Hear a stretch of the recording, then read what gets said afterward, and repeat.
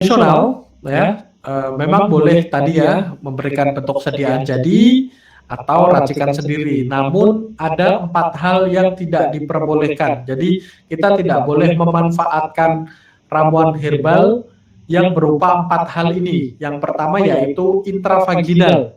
Jadi tidak boleh yang dimasukkan ke dalam vagina ya, atau alat organ intim wanita lah, alat vital, kalau alat vital laki-laki ya, organ intim wanita atau intravaginal. Jadi berupa herbal yang misalnya dimasukkan ke dalam vagina itu dilarang.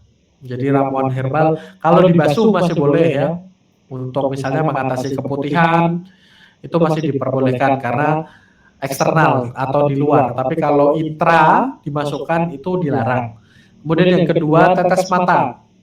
Jadi kita tidak diperbolehkan ya secara peraturan perundang-undangan untuk melakukan layanan yang bersifat tetes mata. Jadi misalnya ini berlaku sejak tahun 2016. Kalau dulu ada banyak misalnya klinik herbal mata atau yang memberikan ramuan berupa tetes mata atau memberikan saran misalnya ada mata yang infeksi nanti dibasuh dengan air yang merupakan rendaman dari air dari daun sirih. Sejak tahun 2016 kita tidak boleh memberikan pelayanan semacam seperti itu. Jadi apapun yang bersifat tetes mata itu dilarang. Kalau yang berkaitan dengan fungsi kesehatan mata atau penglihatan, tapi bentuknya dikonsumsi boleh. Jadi misalnya kita menyarankan mereka untuk membuat jus wortel. Nah, jus wortel ini kan diminum atau oral ya, atau masuk ke sistem pencernaan. Sekalipun berkaitan dengan penglihatan, itu boleh. Yang tidak boleh itu yang tetes mata. Jadi menganjurkan untuk meneteskan madu misalnya ke mata. Nah, secara peraturan sejak tahun 2016 kita dilarang melakukan atau menyediakan layanan tersebut. Karena ya mata ini organ yang cukup vital ya, berkaitan dengan fungsi penglihatan dan sangat harus dijaga higienitasnya.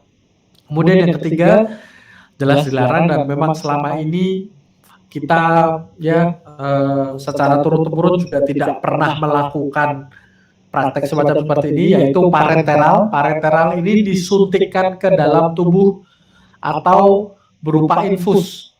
Jadi infus yang notabene misalnya ramuan herbal diberikan seorang herbalis itu tidak boleh. Suntik juga tidak boleh. Dan yang terakhir yaitu supositoria. Supositoria ini dimasukkan ke dalam dubur. Misalnya kita ada ramuan yang mampu untuk misalnya mengatasi kanker yang ada di usus besar. Namun obat tersebut dimasukkan ke dalam dubur, nah itu dilarang. Kalau diminum masih boleh. Atau misalnya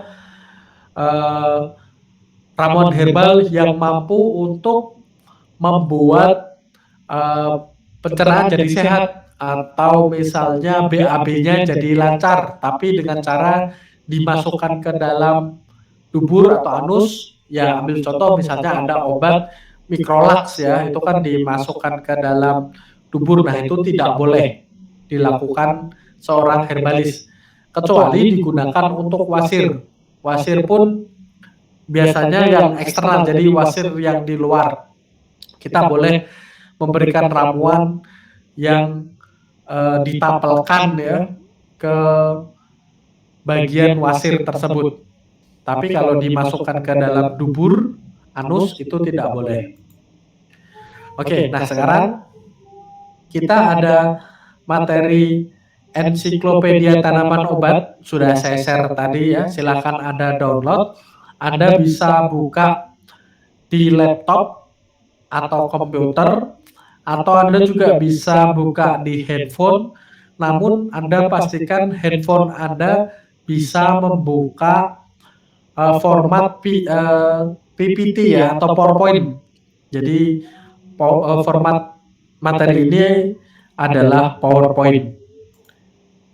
Sebentar saya tunjuk. Saya Erwin Eka, Ketua Perkumpulan Herbalis Nusantara. Jika Anda ingin belajar tentang herbal Indonesia yang mampu menyembuhkan berbagai penyakit atau menjadi seorang herbalis profesional dan mendapatkan izin dari Dinas Kesehatan, silahkan subscribe YouTube channel Herbalis Nusantara dan kunjungi herbalisnusantara.com.